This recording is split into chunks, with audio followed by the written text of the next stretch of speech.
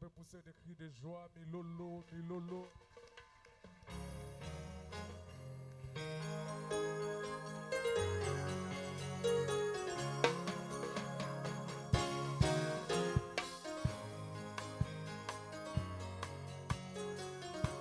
Betasa mololo.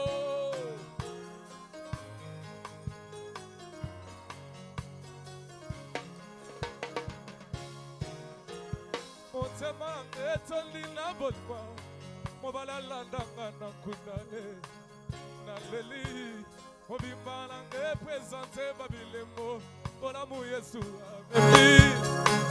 Na leli. Na konga molinga ranga. Atami solo hezo mona na teo na Paris na zela kila sise parapidation zoka krite betata mololo oh oh surpris Jésus m'a surpris agréablement surpris baba Jésus m'a surpris azaboli moi motema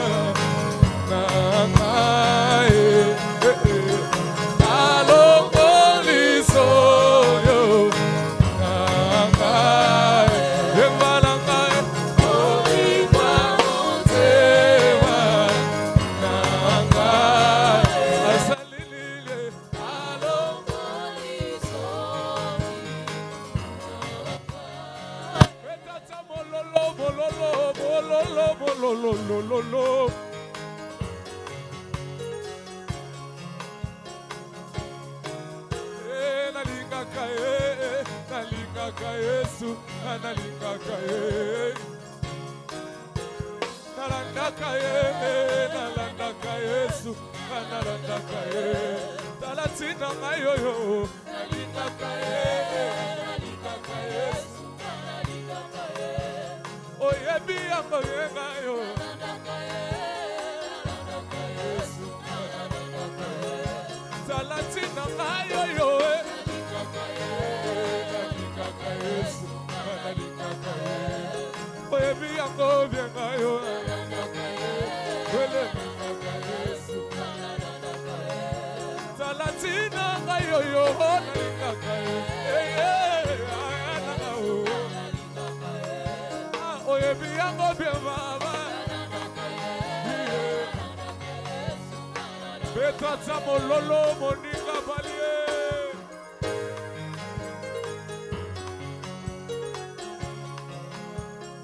olingwa motema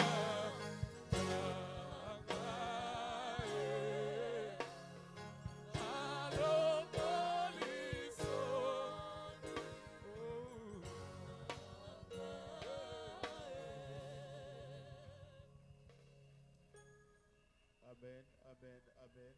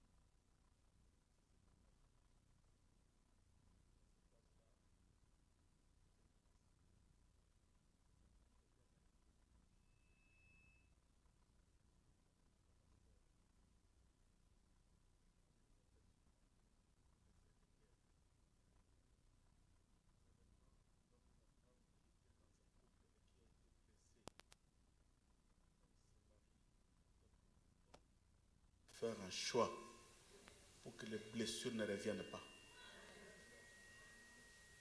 Mais si tu fais les choses à la hâte, tu vas encore retourner dans la même cage. Mais nous croyons à ce couple C'est un frère que j'ai connu, ça fait très longtemps. Et aujourd'hui encore, je le vois devant l'église mariée. Je suis personnellement dans la joie. Acclamons très fort le roi.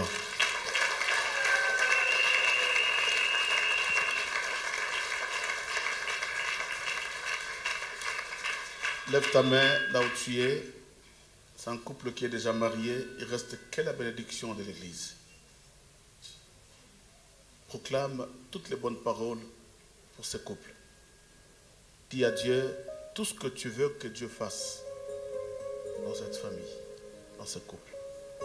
Fais comme si c'était ton couple, que tu bénissais ton couple. Lève ta main, bénissez-le au nom de Jésus-Christ.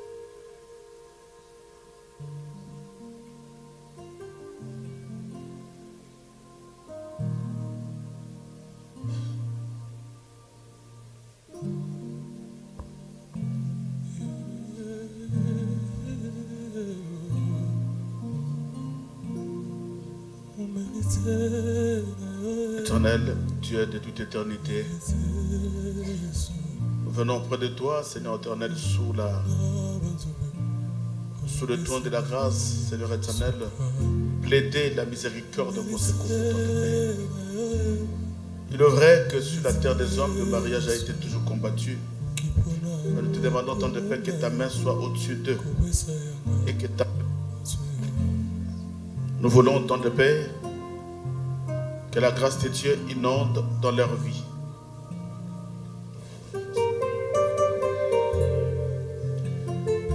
Je prie, Éternel, comme un simple serviteur, et je chasse toute puissance qui n'est pas de toi.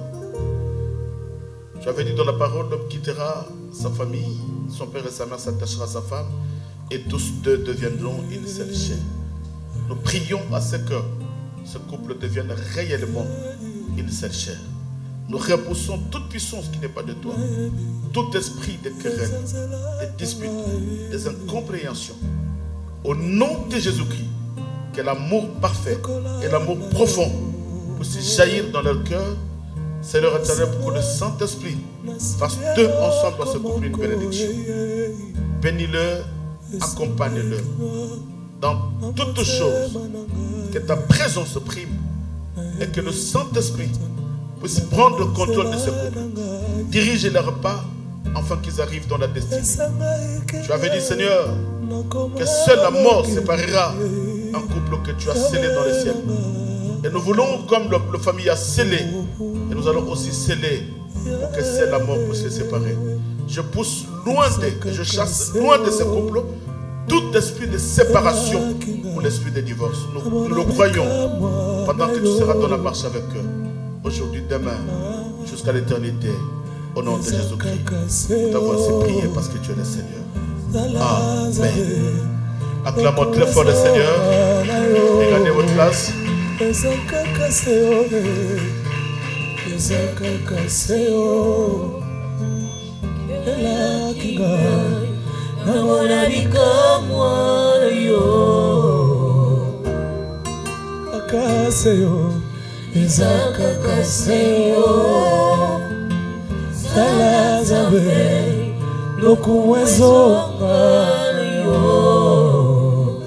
Est-ce qu'on peut louer juste Dieu pendant quelques minutes? On peut louer l'Éternel. Est-ce qu'on peut se mettre debout, louer l'Éternel?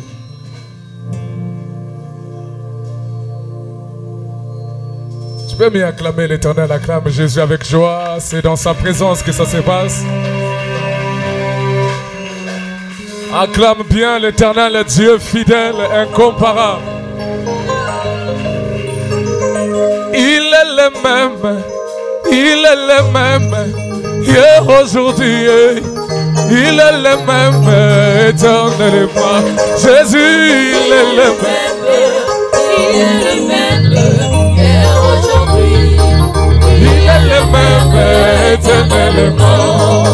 Il est le même, Jésus est le même, il n'a pas changé, oh, il est le même, éternellement. Ya, il est le même, il est le même, hier, aujourd'hui, il est le même, éternellement. Oh, je vais acclamer pour Jésus. Dans ma vie de tous les jours. Le roi. La victoire m'appartient. Désormais, avec toi, Jésus, je régnerai à jamais. Et je vais louer pour Jésus. Le roi. Dans ma vie de tous les jours. Le roi. La victoire m'appartient. Désormais, avec toi, Jésus, je régnerai à jamais. Ah, je vais crier pour Jésus. Oh, oh là là. Dans ma vie de tous les jours. Sa victoire m'appartient. Désormais, avec toi, Jésus, je régnerai à jamais. Ah, je vais clamer pour Jésus. Oh, Le roi. dans ma vie de tous les jours. Le roi. Sa victoire m'appartient. Désormais, avec toi, Jésus, je régnerai à jamais. Et je vais louer pour Yaya. Oh là là là. Dans ma vie de tous les jours. Le. Désormais, avec toi, Jésus, je régnerai à jamais. Yahweh nanga. Elonge zalia yo. Yokumama Yahweh nanga. Kolona momo ye. Yahweh nanga, elonge ezali ya yo, yokumama lelo yo. Zova nangai. Lokuwa zalia yo. Elobe nanga. Kolona ngai Yesu. Yahweh nanga, elonge ezali ya yo, yokumama lelo yo. Chikana tombola Yesu likolo. Yena fandi nangwe. Yokumama Yesu nanga. Kolona ngai. Yahweh nanga, elonge ezali ya yo, yokumama lelo yo. Yamona beti mololo ya songi songi. Lokuma zalia yo. Yokuma melo benanga. Kolona ngai. Yahweh nanga, elonge ezali ya yo, yokumama lelo yo. Yahweh kumama na yo. Yokumama lelo yo. Yeso yo. Yokumama bana yo. Kumama na yo. Yokumama lelo yo. Yokumama na yo. Yokumama lelo yo. Yesu kumama na yo. Yokumama lelo yo. Yahweh kumama na yo. Yokumama lelo yo. Yesu kumama na yo. Yokumama lelo yo. Yahweh kumama na yo. Yokumama lelo yo. Yokumama.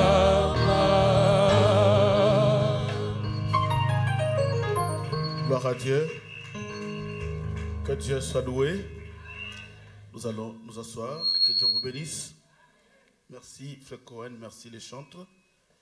Merci.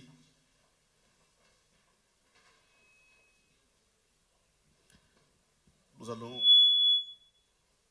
rapidement entrer dans notre enseignement. Vous savez, je me suis trompé avec la montre qui était là. Je crois que c'était 10h pile. Donc il est déjà 10h30. Le temps d'enseignement, c'est très, très, très important. Dis à la personne qui est à côté de toi, sois béni. Amen. Ne regarde pas toutes ces chaises-là vides. Il y a des gens qui sont déjà dans leurs vacances qui nous suivent de loin. Et malheureusement, hier, il y avait la fête de l'église. Un couple, le jeune couple de l'église qui s'est marié. Et je vois toutes les personnes qui étaient la nuit dans cette fête. Il n'y a personne. Ah, au moins 2, 3.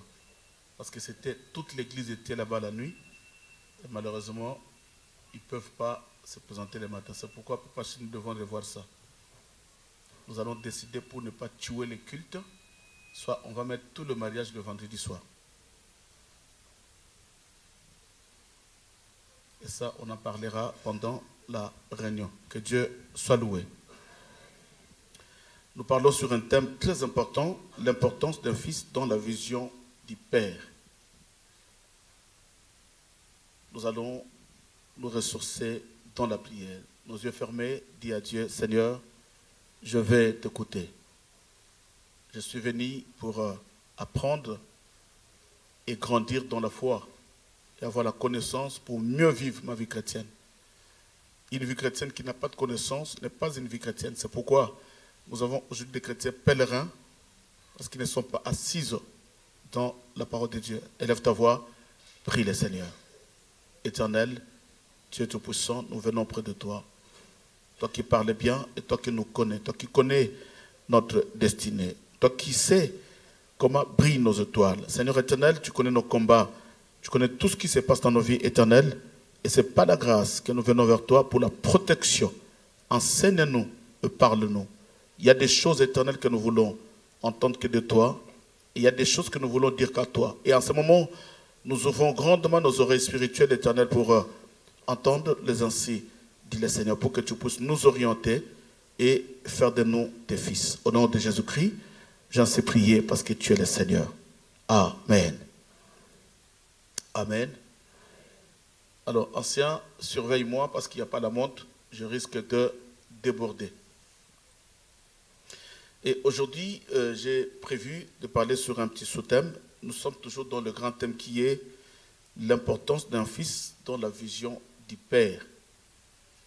Il fait tellement chaud et moi je ne me sens pas bien, c'est pourquoi je me suis dit, je dois être assis pour mieux transmettre la parole de Dieu, que cela ne vous dérange pas.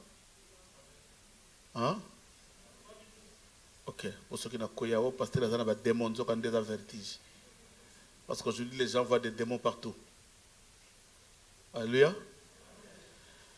J'ai un petit thème.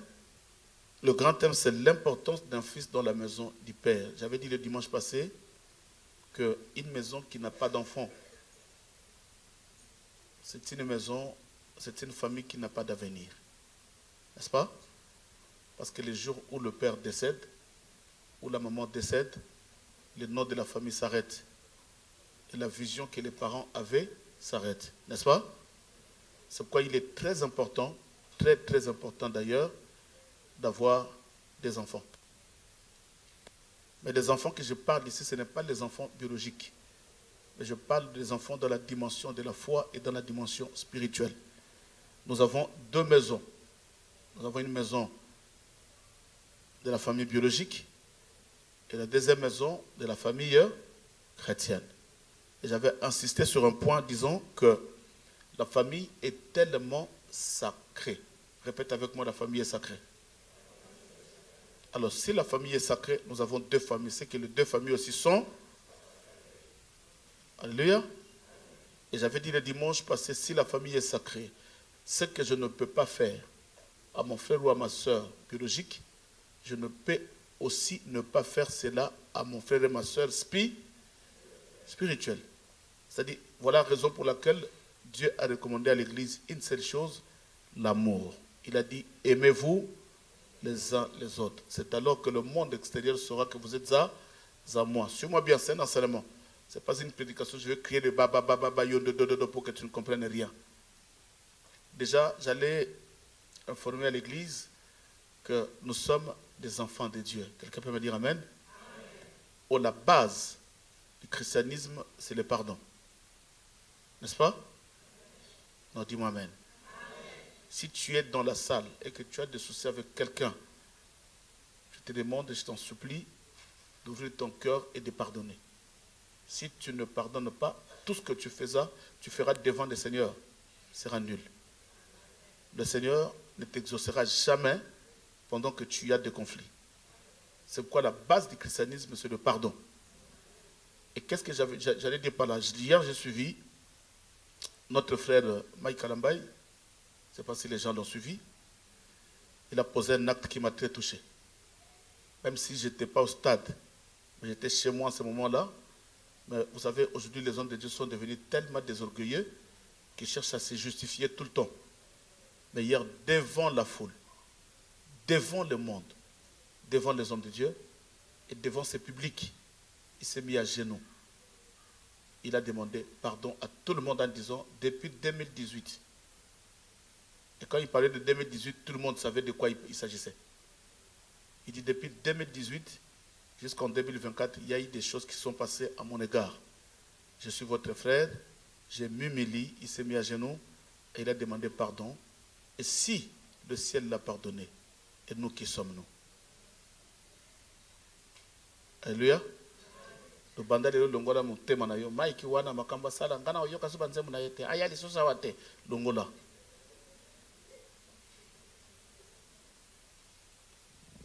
Amen. Mais j'insiste encore. Si le ciel l'a pardonné, nous qui sommes nous. C'est comme si nous ne péchons pas. Lui, c'est le vrai sorcier, le vrai démon, pendant que toi aussi tu pêches. Amen. Lève ta main. Est-ce qu'on l'a pardonné? Dis que le ciel l'agrée encore. Merci, que Dieu vous bénisse. Alors, j'avais dit le dimanche passé que quand tu viens ici, l'église n'a pas besoin tout simplement de gens qui viennent prier. L'église n'a pas besoin seulement de chrétiens qu'on appelle de fidèles, de brebis. Mais l'église a besoin de fils, parce que c'est le fils qui fait la continuité de la vision du Père, n'est-ce pas? Là où, c'est pourquoi nous disons, là où les parents ont échoué, moi je n'échouerai pas. C'est comme si moi je suis le père de la maison, n'est-ce pas? Dans mon ministère, là où j'ai échoué, mon fils Achille n'échouera pas. Là où moi j'ai échoué, mon fils Christian n'échouera pas. Et là où moi j'ai échoué, toi tu n'échoueras pas. Dis-moi un grand amen. C'est que le fils, c'est ce qui fait la continuité de la vision du Père. Voilà pourquoi nous insistons aux parents de pousser les enfants d'aller à l'école. Parce que c'est par l'école que les enfants vont acquérir la connaissance, et c'est par cette connaissance-là, ils vont aussi assumer la vision de leurs parents.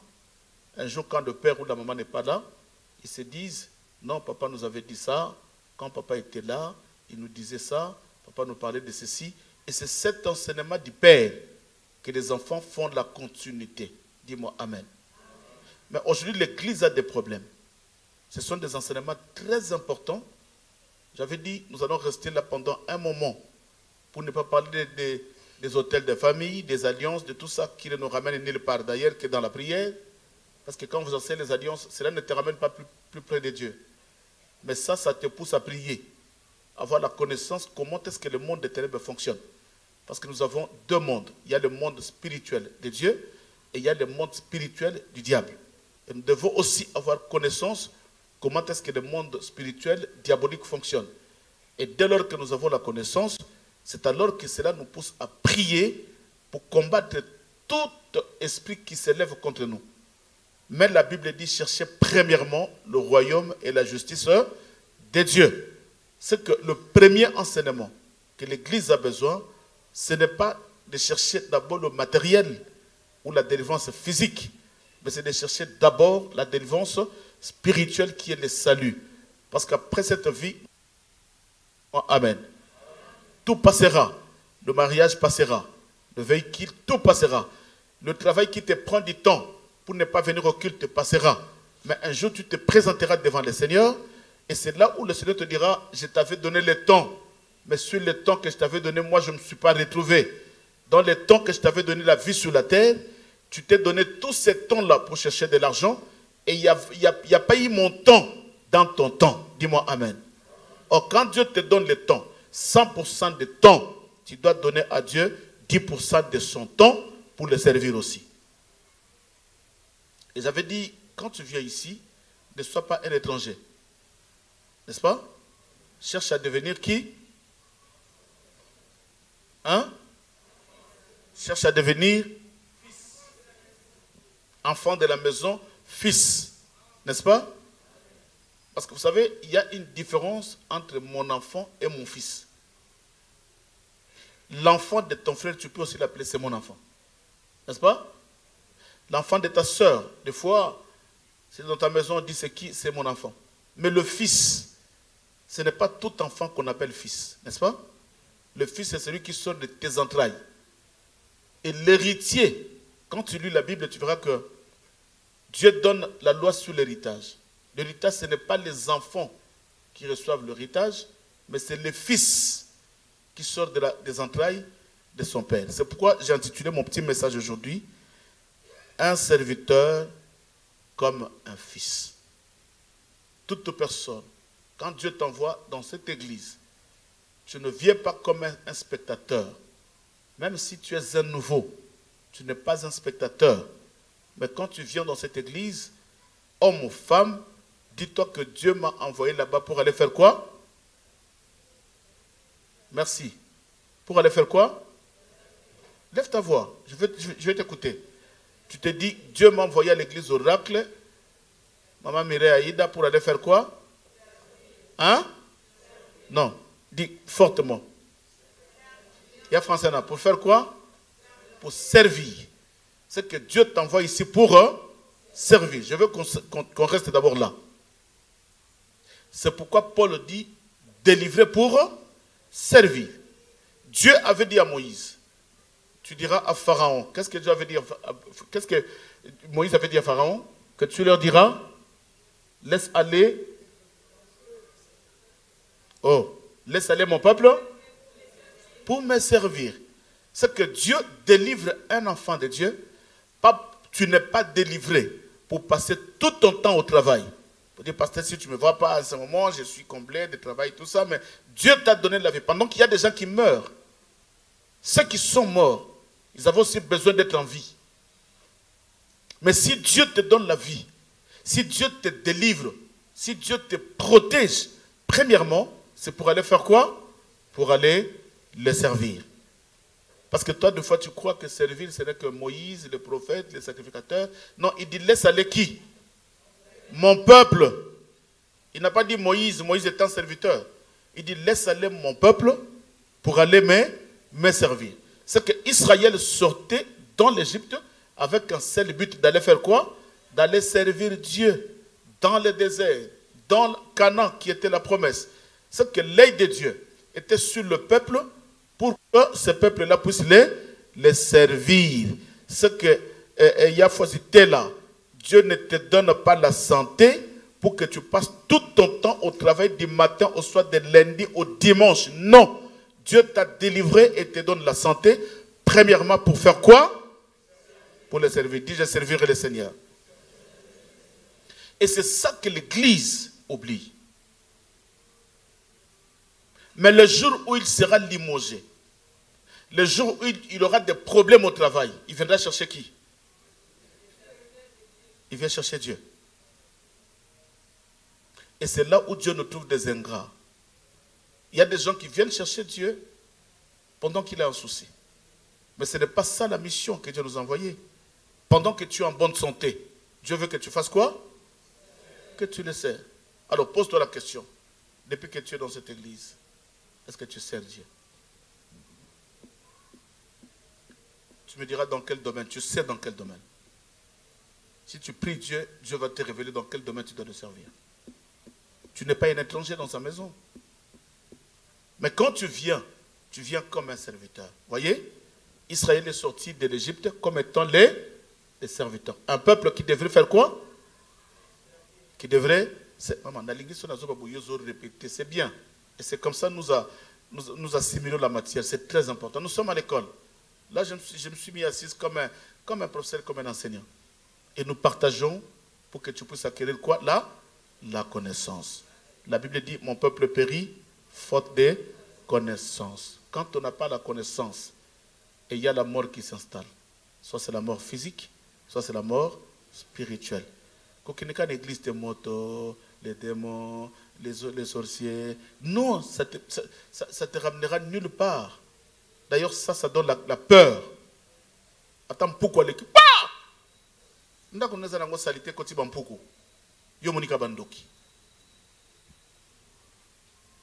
S'il y a des cafards, mais c'est de voir un peu à la maison. Pourquoi? Qu'est-ce qui a attiré des cafards?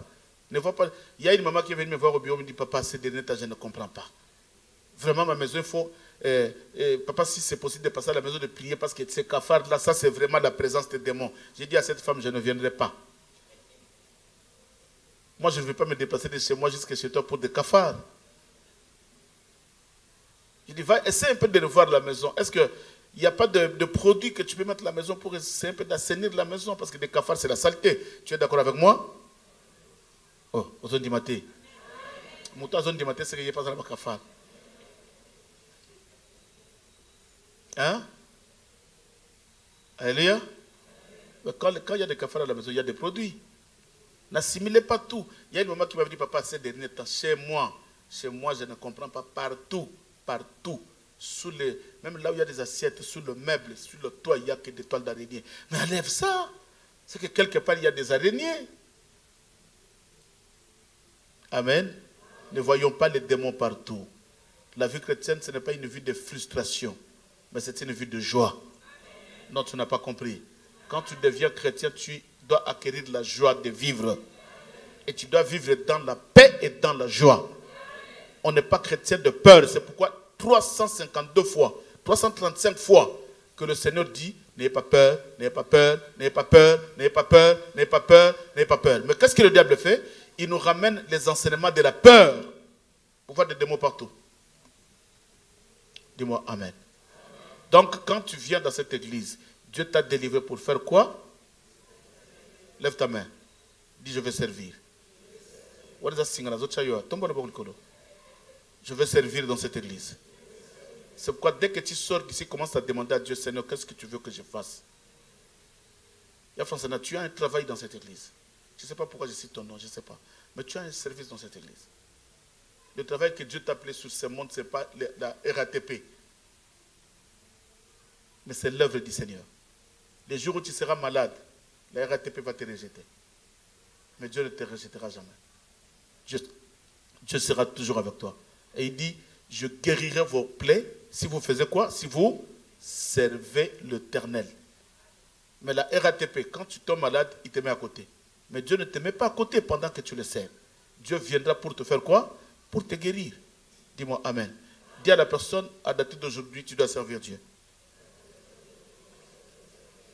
Voilà. Alors, Israël sort de l'Égypte comme étant le fils, n'est-ce pas? Non, comme un serviteur. Israël est sorti comme un serviteur. Parce que Dieu dit, laisse aller mon peuple pour qu'ils aillent me servir.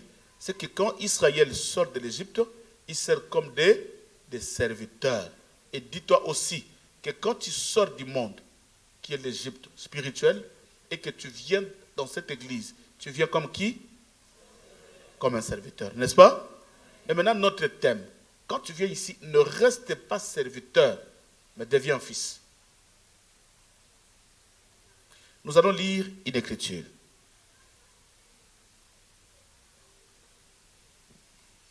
Nous allons aller rapidement. Vous allez me donner vraiment du temps. Malheureusement, on a commencé en retard. C'est un enseignement très important. Genèse.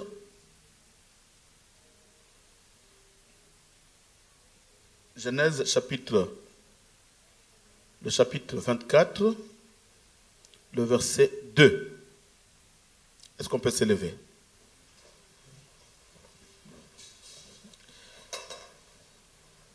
Je vais compter jusqu'à 3, nous allons faire la lecture ensemble. Amen. 1, 2 et 3. Abraham dit à son serviteur, le plus ancien de sa maison, l'intendant de tous ses biens, mais je t'ai pris ta main sous ma cuisse. Alléluia. Gloire au Seigneur. Ici, dans la maison d'Abraham, suis-moi bien, c'était un enseignement, quand je pensais à cet enseignement, c'était une formation des serviteurs. Mais je me suis dit, tout le monde est serviteur. Quand Israël sort de l'Égypte, Dieu dit, je vous ai délivré pour aller me servir. Et j'ai compris que c'est un enseignement qui n'était pas tout simplement destiné aux serviteurs, aux hommes de Dieu, mais qui est destiné aussi au peuple qui viennent aussi pour servir Dieu. Alléluia. Et dans la maison d'Abraham, Abraham dit à son serviteur le plus ancien de sa maison. Donc dans la maison d'Abraham, il y avait un serviteur le plus ancien, l'intendant de tous ses biens. Celui qui Abraham avait donné la responsabilité de tous ses biens. Un serviteur qui a duré longtemps dans la maison d'Abraham. Vous savez, aujourd'hui c'est difficile dans nos églises de voir le serviteur le plus ancien. Le serviteur vient, il part. Il vient, il part. Il vient, il part. Mais dans cet enseignement, nous allons comprendre pourquoi tous ces gens-là partent. Alléluia. Mais ce serviteur, c'est un serviteur le plus ancien. Maintenant, écoutez. c'est le même serviteur. Si nous allons, je vais lire la deuxième écriture, vous allez comprendre pourquoi. Genèse chapitre 15, le verset 3, parce que c'est le même serviteur. Il s'agit de même serviteur. 15, le verset 3. La Bible dit ceci. Et Abraham dit, voici, tu ne m'as pas donné de postérité. Tu ne m'as pas donné un fils. Et celui qui est né dans ma maison sera mon héritier. Alléluia. Oh, alléluia. À cette époque, Abraham n'avait pas un enfant. N'est-ce pas? Mais Abraham avait des serviteurs. Suis-moi très bien. Mon sous-thème, c'est un serviteur qui devient un fils. C'est que quand tu viens ici, Maman Modicho, tu es venu comme une servante, mais faites un effort de devenir aussi fils de la maison. Et maintenant, Abraham est en train de présenter ses serviteurs les plus anciens dans sa maison. Il y a des gens qui ont mal prêché. Facile. Il y a des gens qui disent que le serviteur le plus ancien, c'est Eliezer. Non. Ici, la Bible n'a pas marqué de nom. Si nous parlons d'Eliezer, c'est encore un autre serviteur dans la maison d'Abraham. Mais là, c'est le serviteur le plus ancien. Et maintenant, qu'est-ce qui se passe? La Bible dit, Abraham va présenter ses serviteurs à Dieu. Abraham dit, voici, tu ne m'as pas donné un fils. Mais Seigneur, le serviteur le plus ancien qui est dans ma maison, c'est lui qui sera qui? Mon héritier. Or, selon la loi de l'héritage, l'héritage, ça ne se donne pas à un serviteur. L'héritage n'est pas légué à un enfant, mais l'héritage est légué à un fils. C'est que prophétiquement, Abraham est en train de présenter, est en train de faire intégrer ses serviteurs en lui appelant un héritier. C'est que d'office, ce serviteur devient un fils de la maison, parce que là, il doit acquérir l'héritage de la maison d'Abraham. Quelqu'un peut me dire amen? C'est que tu es venu serviteur, mais tu dois faire un effort. Je parle aussi au ministre. Pour recevoir l'héritage du Père, il faut d'abord devenir un... Oh, alléluia.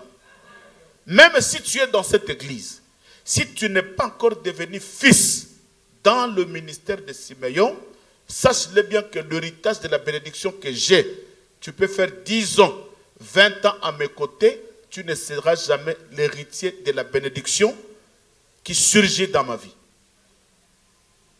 Ok, Abraham avait une promesse.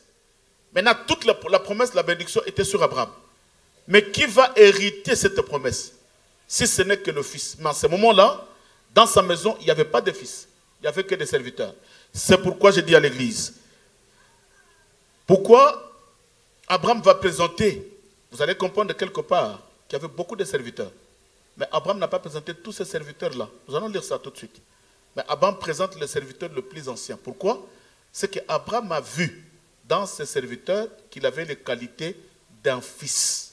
Vous savez, tu peux avoir 10 ministres, 15 ministres. Tu peux avoir des enfants dans une église. 1000, 2000 personnes. Mais tu verras qu'il y a des enfants. Il y a des enfants. Leur manière de faire, leur façon de travailler. Tu sens que ça, c'est un fils de la maison. Ça, c'est une fille de la maison. C'est vrai ou faux? Alléluia. Je vous ai parlé le dimanche passé, quand tu as la fille, par exemple, de ta soeur à la maison, et ta fille, que tu le veuilles ou pas, je vous dis, maman, que vous le voulez ou pas, vous allez sentir qu'il y aura une différence. L'enfant qui sort de tes entrailles, dès que tu as un problème, il est là. Il souffre avec toi. Quand tu manques, il est là. Il souffre avec toi. Il te donne. Il te soutient. Mais tu peux tout donner. Je dis bien tout donner à la fille de ta soeur. Tu l'as fait même venir en Europe. Là où il y avait la souffrance. Tu le ramènes ici. Mais comme ce n'est pas ta fille qui vient de tes entrailles, ce n'est pas un fils qui sort de tes entrailles, je vous dis que vous ne le voulez ou pas, un jour il y aura un crash. Même si tu ne dis pas amen, moi je te dis c'est vrai. Parce que pendant 24 ans dans ce pays, j'ai tout vu. On a tout vu. Et nous avons aussi l'expérience dans l'œuvre de Dieu. On a tout vu. Il y a des choses, tu parles à ton fils, à ta fille. Même si tu lui parles mal, c'est ta fille, c'est ton fils, il le reçoit. Mais la fille de ta soeur ou de ton frère, même quand tu lui parles, il commence à contrôler tes propos. Pourquoi il m'a dit ça? Parce que ce n'est pas ma maman. Pourquoi il m'a fait ça? Parce que ce n'est pas mon père. Mais si c'est le fils de la maison, tu peux taper, il sait que c'est maman qui a tapé. Tu peux taper, il sait que c'est papa qui a tapé. Il ne contrôle pas tout ce que tu lui fais. Dans son cœur, il dit non, c'est ma mère, c'est mon père. N'est-ce pas? C'est pourquoi cet enfant-là, tu peux lui taper le matin. À midi, tu tombes malade, il sera à tes côtés. Pourquoi? Parce qu'il sort de tes entrailles et il est fils. Alléluia. Non, dis-moi un grand amen. C'est pourquoi l'église n'a pas besoin de fidèles qui viennent remplir des bancs, des chaises. Mais l'église a besoin de serviteurs, des gens que Dieu a envoyés comme étant des serviteurs, mais qui ne viennent pas pour remplir des chaises, mais qui viennent pour servir et devenir qui? Fils de la. Le frère, il faut qu'on avait chanté une chanson, il dit ceci. C'est le soir. C'est le soir qui fait quoi? Qui détermine. Il détermine quoi? Des origines. Si on est quoi? Si on est fils. Vous savez, ça signifie quoi? Tu as un enfant à la maison. Tu lui donnes des fessées. Et l'enfant fouille parce que tu lui as tellement tapé et fouille. Il peut partir. Je parle des fils de la maison. Il peut partir le matin, à midi, à 15h. Dès qu'il est 18h, dès qu'il commence à faire nuit, le fils de la maison ne passera jamais la nuit dehors. Quelqu'un m'entend? Même s'il a peur de rentrer à la maison, mais tu vas le voir tout autour de la maison, en train de tourner, de te noyer. Pourquoi? Parce qu'il a peur d'entrer, mais il ne peut pas aller ailleurs. Mais il va tout faire pour que tu le vois, qu'il est à côté de la maison. Ça, c'est le fils de la maison. N'est-ce pas? Mais le fils qui part, vous commencez à l'appeler, vous le cherchez. Tu es où? Qu'est-ce que tu fais là-bas? Ça, ce n'est pas le fils de la maison. C'est pourquoi la Bible, le frère a chanté, c'est le soir qui détermine si on est, qui détermine nos origines, si on est fils. C'est pourquoi un fils de la maison, une fille de la maison, qu'il pleuve, qu'il neige, qu'il y ait des soucis ou pas, tu ne quitteras jamais votre maison pour aller habiter dans la maison d'une tante. Quelqu'un a compris? Est-ce que tu as bien compris? Très bien compris. Cela veut dire quoi? Il peut y avoir des soucis ici. Achille ne dira pas que j'abandonne cette église, je m'en vais. Ce n'est pas le fils de la maison. Toi, tu ne diras jamais à cause de ça, j'abandonne, je pars. Tu n'étais pas le fils de la maison. Là, c'est maintenant le soir qui va déterminer ton origine. Si tu étais réellement un fils ou pas. Mais un fils, on peut le taper. Papa peut lui parler mal. Il part, il s'énerve. S'énerver, ce n'est pas un péché. Il s'énerve, il se lamente, ce n'est pas un péché. Mais le soir, il va retourner. Parce qu'il sait que mon père, c'est aussi une personne comme moi. Nul n'est parfait. Et je dois retourner dans notre maison. Et un jour, je parlerai à papa que sa façon de me parler, ce n'est pas bien. Mais d'abord, je reste à la maison. Ça, c'est le fils de la maison. Dis-moi Amen. C'est que Abraham a vu des qualités d'un fils. Pour qu'Abraham appelle cet homme, pour qu'Abraham présente ses serviteurs à Dieu. Un serviteur pour devenir fils. Tu es venu serviteur. Mais Abraham te prend, il te présente à Dieu. Seigneur, voici mon fils. C'est-à-dire, et au début, au verset, nous rentrons dans Genèse 24. Vous allez voir, il y a un mystère. Genèse 24, le verset 2. La Bible dit, Abraham dit à son serviteur le plus ancien de sa maison, l'intendant de tous ses biens. Qu'est-ce qu'il lui dit? Lis avec moi. Mais je t'ai pris. Alléluia. C'est que pour devenir fils, quelqu'un m'entend? Pour devenir fils et l'héritier, Abraham dit à son serviteur, prends ta main. Le serviteur a pris sa main. Il a dit de mettre ça sur la tête? Sur les épaules? Où? La cuisse, c'est l'intimité. c'est qu'Abraham fait entrer son fils dans son intimité. Ce n'est pas n'importe qui entre dans l'intimité d'un père, si ce n'est que le véritable fils de la maison. Mets ta main sur la cuisse. C'est qu'il partage l'intimité, il partage d'ailleurs la seigneurie et la royauté. Il y a une écriture qui le dit. Nous allons chercher Apocalypse 19. Cherche-moi l'écriture. Je crois que c'est le verset 16. Apocalypse 19. C'est qu'on a lingi bato ba komaka. Kotala anga boete po okokanga makambo nyonso te. Des fois, vous faites mal au cœur. Au à l'église, on dirait savant. Makambuto kangi na mutu. Non, écrivez. Moi j'écris, voilà, j'ai plein de papiers. Moi j'écris. J'écris. Même moi, le serviteur, j'écris. Apocalypse 19, le verset 16. Écoutez ce que disent les Écritures. La Bible dit ceci. Je vais compter jusqu'à 3, nous allons lire ensemble. 1, 2, 3. Il avait sur son vêtement, et sur quoi? Sur sa cuisse, un nom écrit. Quel était ce nom-là? Roi des rois et Seigneur des seigneurs. Parole du Seigneur.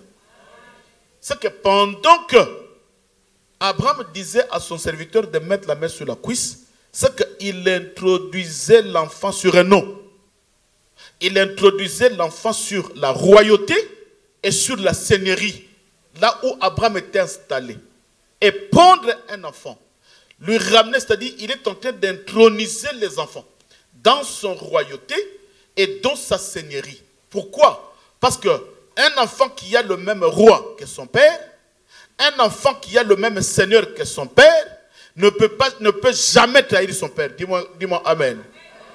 Or, quand un enfant trahit son père, c'est que sa main n'a jamais passé sous la cuisse de son père, c'est que l'enfant n'a jamais entré dans l'intimité de son père. Or, quand l'enfant entre dans l'intimité de son père, or, sur la cuisse, il y a deux noms, roi des rois, seigneur des seigneurs. C'est que sur la cuisse d'Abraham, il y avait la royauté et il y avait la seigneurie. Et quand tu mets ta main, c'est que tu entres dans la royauté d'Abraham et dans la seigneurie d'Abraham. Or, si nous avons le même roi et le même seigneur entre le père et le fils ne peut jamais, en aucun jour, qu'il ne pleuve, qu'il neige, trahir son père.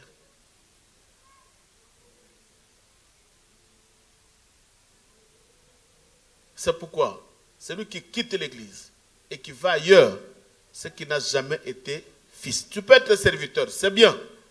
Mais être serviteur, tu ne seras jamais l'héritier de la grâce que le Père a. Mais pour avoir l'héritage du Père, il faut entrer dans l'intimité du Père. Dis-moi Amen. Que Dieu vous bénisse. Que Dieu bénisse une personne. Parce que le Père était porteur d'un nom. Je répète l'écriture. Il avait sur son vêtement et sur sa cuisse un nom écrit. C'est que là, le fils est en train de prêter serment. Le serviteur plutôt. Le serviteur est en train de prêter serment. Au lieu de dire, je m'engage solennellement, mais toi tu prêtes serment, la main, non la main levée, mais la main où sur la cuisse. Et tu ne prêtes pas serment à Abraham, mais tu prêtes serment à le roi et le Seigneur. Quelqu'un a compris? Oh, alléluia. Et cet enseignement, si l'église n'est pas enseignée, c'est pourquoi un jour, maman Mireille peut se lever et dire, j'en ai marre avec le pasteur Simon, je vais aller chercher et le pasteur Ivan Castoré, je vais aller prier là-bas. Ce n'est pas ton père. Tu n'as pas une alliance avec lui. Tu n'es pas entré dans son intimité. Et tu pars comme ça. La bénédiction que j'ai ne descendra pas sur ta vie tant que tu ne deviens pas un fils. C'est pourquoi vous allez comprendre, papa, j'insiste encore. Comme sanana pasteur na yote, comme camarade na yote, c'est ta bénédiction et c'est aussi ta malédiction. Il dit Moïse va, celui qui obéira sera béni, celui qui te résistera sera maudit. C'est que l'homme de Dieu, il a la bénédiction et la malédiction. N'est-ce pas? Oh, dis-moi Amen. Lève ta main. Dis, j'étais serviteur. Mais je deviens fils. Non, je deviens fils de la maison. Alléluia. Allons-y, Néhémie. Nous allons aller rapidement, on n'a pas le temps. Surveille-moi, ancien. Malheureusement. Néhémie, chapitre 9. C'est un enseignement, nous sommes obligés d'aller tout doucement. Néhémie, chapitre 9, le verset 7 à 8. Écoutez ce que la Bible dit. C'est toi, éternel Dieu, qui as choisi Abraham, qui l'a fait sortir d'Ur en Chaldée, et qui lui a donné le nom d'Abraham. Je me pose la question. Le verset 8. Tu trouvas son cœur fidèle devant toi. Tu trouvas son cœur fidèle devant toi. Tu fis alliance avec lui et tu promis de donner à sa postérité le pays des Canaan, des Essiens, des Amoréens, des Phérésiens, des Jébousiens, des Girgasiens, et tu y as tenu ta parole car tu es juste. Et pourquoi Dieu va marcher avec Abraham? Pourquoi Abraham devient l'héritier de la promesse et de l'héritage de Dieu? Parce que la Bible dit que Dieu a trouvé Abraham avec un cœur fidèle. Aujourd'hui, la fidélité n'existe pas. Même dans le foyer, dans le mariage, même dans les familles, les gens ne sont pas fidèles. Or, celui qui est fidèle, la qualité d'un fils. Parce qu'Abraham avait son père, Terach, n'est-ce pas? Mais Dieu lui dira, Abraham, sors, tu vas me servir, n'est-ce pas? Abraham est sorti comme un serviteur. Et Abraham suivait Dieu aveuglément parce que Dieu l'appelait comme un serviteur. Mais Dieu ne pouvait pas laisser Abraham dans ce statut de serviteur. Mais pour qu'il hérite le royaume, qu'il hérite la terre promise, qu'il hérite la bénédiction du Père, il devait devenir fils. Mais on devient fils quand on a un cœur quoi? Répète, un cœur fidèle. Partout où tu iras, si tu as été fidèle au Père, Dieu t'accompagnera par la promesse qu'il avait donnée au Père. Si tu es fidèle dans cette église, partout où tu seras, tes enfants seront bénis à cause de ta fidélité, à cause de ton cœur. Dis le cœur fidèle. Le cœur fidèle. Parce que la fidélité, c'est dans le cœur. Ce n'est pas en parole. Il y a des gens qui parlent, mais qui ne sont pas fidèles. Ils parlent autre chose, mais dans son cœur, ils pensent à autre chose. Que Dieu vous bénisse.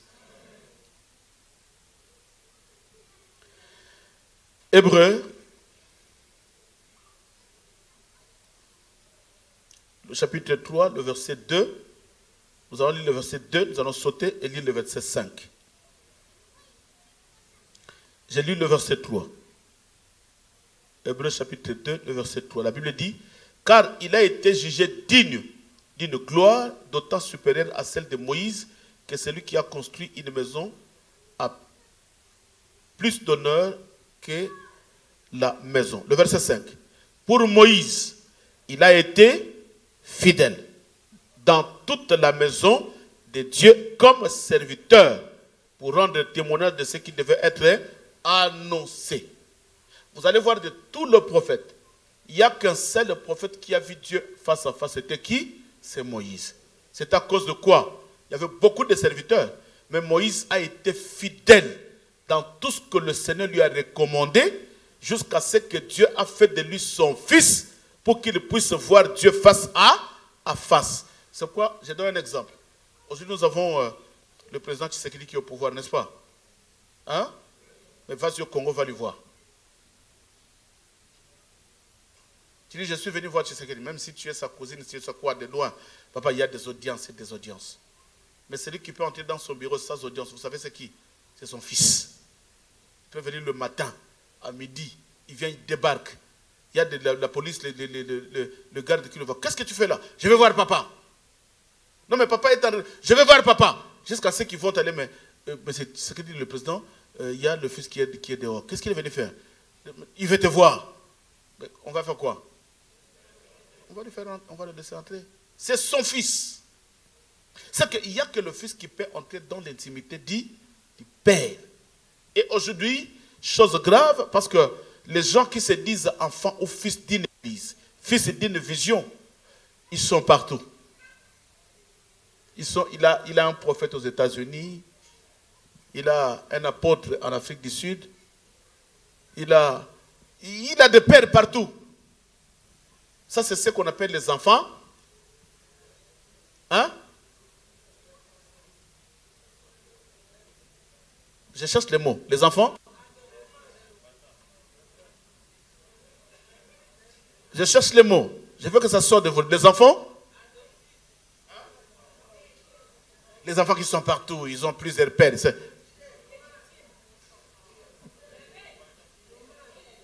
Il y a les mots qui sortent là-bas. Les enfants rebelles et nomades. Vous voyez, il y a des gens qu'on appelle le peuple nomade là, qui demandent l'argent. C'est des qui là? C'est des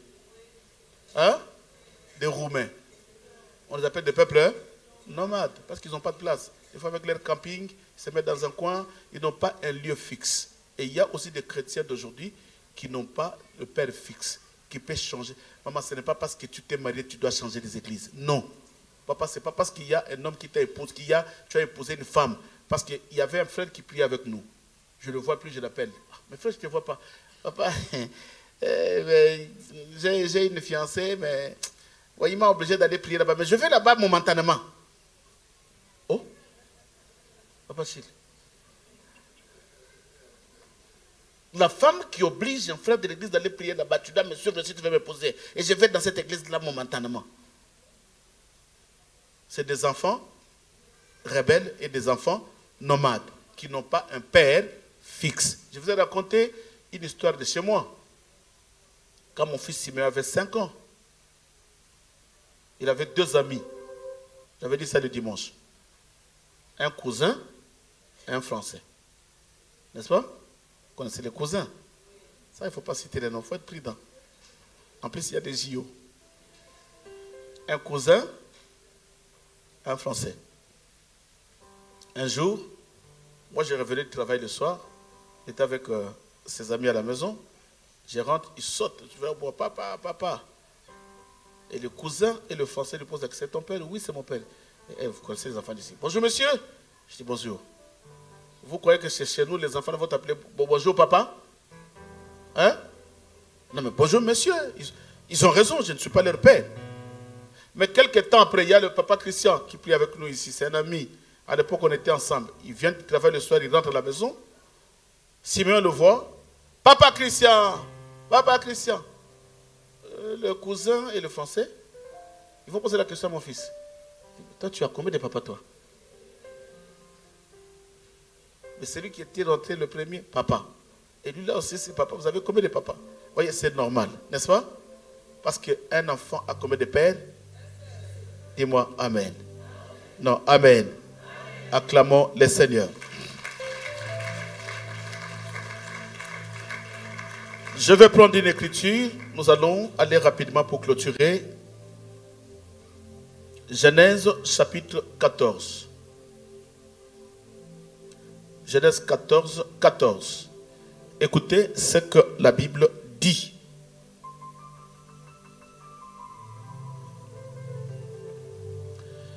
Je lis au nom de Jésus-Christ. Dès qu'Abraham y apprit que son frère avait été fait prisonnier, il arma 318 de ses plus braves serviteurs, nés dans sa maison. Ah, la Bible est tellement précise. Papa Chil, je me suis posé la question. Combien de serviteurs? 318 serviteurs. Quel mystère. Il dit 318 serviteurs. Et la Bible précise, ils sont nés où? Dans la maison d'Abraham. Et il poursuivit le roi jusqu'à Dan. C'était quoi? Qu'est-ce qui s'est passé? Lot, son neveu, était pris en captivité. Mais dans la maison, il y avait des serviteurs. Mais la Bible dit, Abraham a pris 318 serviteurs nés dans sa maison. C'est que j'ai compris qu'il y avait aussi des serviteurs dans sa maison, mais qui n'étaient pas nés dans sa maison. Mais Abraham ne fait pas confiance à tous les serviteurs du dehors, mais même quand même qu'ils étaient dans la maison, mais ils choisissent les serviteurs qui étaient nés tout simplement dans sa maison. C'est que c'était le serviteur qui était déjà devenu fils. Pourquoi? Parce qu'un fils ne peut pas abandonner son père dans la bataille. Mais dans la bataille, un autre serviteur peut abandonner son père, n'est-ce pas? Oh, dis-moi un grand amen. Il y a des serviteurs qui abandonnent son père. Mais nous allons voir ça, pourquoi ils abandonnent. Mais quand un serviteur devient fils, c'est que, là comme la Bible précise, que 78 serviteurs qui sont nés dans la maison d'Abraham, ce n'est pas naître dans ses entrailles. Mais ils étaient serviteurs, maintenant ils deviennent fils. Et la Bible confirme qu'ils sont nés. C'est qu'ils sont nés en tant que fils. La Bible dit, à tous ceux qui l'ont reçu, il leur a donné le pouvoir de devenir enfants de Dieu et fils de Dieu. C'est que tous ces serviteurs ont cru à la vision d'Abraham et ils se sont fait fils dans la maison d'Abraham. Et voilà la raison pour laquelle, dans la bataille, on ne va pas dans la bataille avec n'importe qui. Tu prends un enfant, un serviteur, tu vas dans la bataille. Si la bataille est acharnée, si les choses vont mal, un serviteur peut t'abandonner sur le champ de bataille. Il dit non, non, non, j'arrête. Qu'il continue son chemin, j'arrête. Pourquoi? Parce qu'il est qu'un simple serviteur. Mais celui qui devient fils, c'est celui-là qui ne relâche pas. Écoutez ce que la Bible dit. Je vais vite.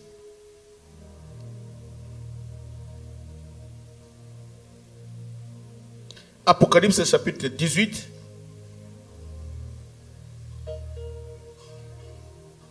Le verset 9.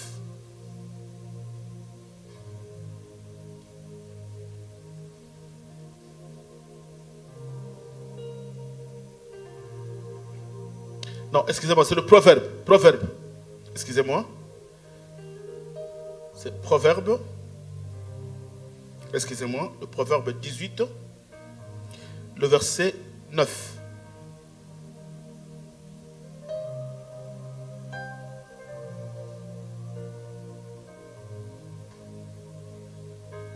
Celui qui se relâche dans son travail est frère de celui qui détruit. Est-ce que quelqu'un a compris cette écriture? Celui qui fait quoi? Qui se relâche dans le travail. Or que nous ici, le travail que nous avons, c'est la bataille pour aller conquérir les âmes perdues. Nous sommes tous en train de travailler. C'est quoi? Nous sommes des serviteurs. C'est que tu dois les prêcher, tu dois aller gagner les âmes.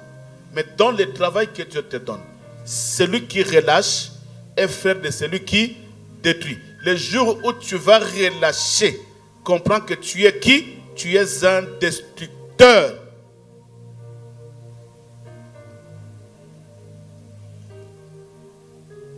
Quand tu deviens fils, ne relâche jamais. Continue la bataille. Il y a plusieurs serviteurs qui abandonnent Dieu, qui abandonnent son maître quand la bataille devient acharnée. Que vous le voulez ou pas, si nous nous engageons dans une bataille, or que notre bataille c'est quoi? C'est d'aller gagner les âmes, n'est-ce pas? Oh, alléluia. Et vous savez, un jour, Israël s'est engagé dans une bataille et il envoya Josué comme étant le commandant, le maître de l'armée. Il envoie ses serviteurs d'aller combattre. Mais dans un petit pays qui s'appelait Haï. Et quand Israël est entré, il y avait Corée, il y avait Dathan qui étaient les serviteurs de Josué. Mais quand ils sont arrivés là-bas, qu'est-ce qu'ils ont fait? Qui connaît l'histoire de Corée et Dathan? Et à quand? Ils ont fait quoi? Corée et Dathan se sont révoltés contre Moïse. Et Akan a touché à quoi? À l'interdit. Il a oublié sa mission. Au lieu d'aller combattre les gens dans une ville, il se précipite pour prendre la richesse. C'est qu'il y a des serviteurs qui dévient leur mission. Maintenant, l'intérêt des âmes ne leur intéresse pas, mais ils voient le matériel que les âmes ont. Donc notre mission, ce n'est pas d'aller chercher, choisir là et prendre ce qu'il a, mais notre mission, c'est d'aller chercher la personne pour être sauvée. Dis-moi Amen. Écoutez, un jour, Paul était en train de pleurer. Je vais clôturer par là, rapidement. Paul était en train de pleurer. Écoutez pourquoi Paul pleure. Je lis dans 2 Timothée, le chapitre 4, le verset 9 au verset 10. Je vais clôturer par là. Nous lisons tous au nom de Jésus-Christ. 1, 2, 3. Viens au plus tôt vers moi, car Démas m'a abandonné par amour pour les siècles présents. Et il est parti pour Thessalonique. Cresson est allé en Galatie, Tite en Dalmatie. Parole du Seigneur. Ici, c'est l'apôtre Paul qui pleure. Il dit, j'avais 4 enfants dans mon ministère. Paul pleure. Il dit, mais Timothée, viens vers moi. Ne t'éloigne pas, viens Timothée. Viens. Pourquoi il insiste? Parce que, il dit, écoutez, le premier serviteur qui était dans ma maison que j'ai formé, il dit, il m'a abandonné pour l'amour de siècles. Aujourd'hui, il y a beaucoup de serviteurs qui abandonnent leur leader, leur maître, c'est tout simplement pour le siècle, pour le plaisir des siècles présents. Ah, il va influencer 2 personnes. Mais écoutez, moi, je vais aller bâtir aussi mon église. Est-ce que Dieu l'a appelé? Il parle pourquoi? Pour le plaisir des siècles présents. Ce n'est pas les choses que nous inventons, mais c'est dans les Écritures. Paul dit, il dit à Timothée, viens au plus tôt vers moi, Timothée. Il pleure. Viens vers moi, car Dama m'a abandonné par amour pour le siècle présent. Il est parti à Thessalonique, bâtir son église. Cresson est allé en Galilée, faire ce qu'il veut. Tite est allé à Dalmatie pour bâtir aussi. Ils sont allés bâtir des églises, des maisons, croyant que c'était la vision de Dieu. Or, ils ont abandonné le Père qui avait besoin d'eux, qui les a établis dans le service. Et pourquoi ils ont abandonné? Pour le plaisir du siècle présent.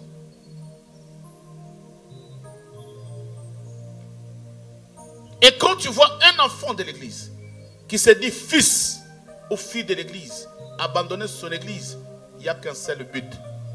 C'est pour le plaisir de ce siècle présent. C'est-à-dire, je vais donner un exemple. Il reste là. Au lieu d'attendre le temps de Dieu, il se dit non, ça fait 3 ans, je suis ici, je ne vois rien. Il y a un prophète à Mélin, je vais aller trouver un prophète là-bas. Il est parti avec quel but? Avec quel désir? De chercher Dieu? Non. C'est des siècles présents. Parce qu'il ne se marie pas, il n'a pas d'enfant. C'est des siècles présents. Les papiers sont compliqués, la vie est devenue compliquée. Pour le siècle présent, il abandonne son père pour aller chercher ailleurs.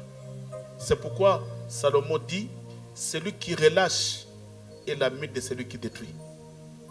C'est que quand tu relâches, dis-moi un jour où tu diras c'est fini, je pars. C'est que tu as relâché. Là où Dieu t'a envoyé, tu deviens l'ami de celui qui détruit. C'est que tu es aussi compté parmi les deux, les destructeurs. Que Dieu vous bénisse.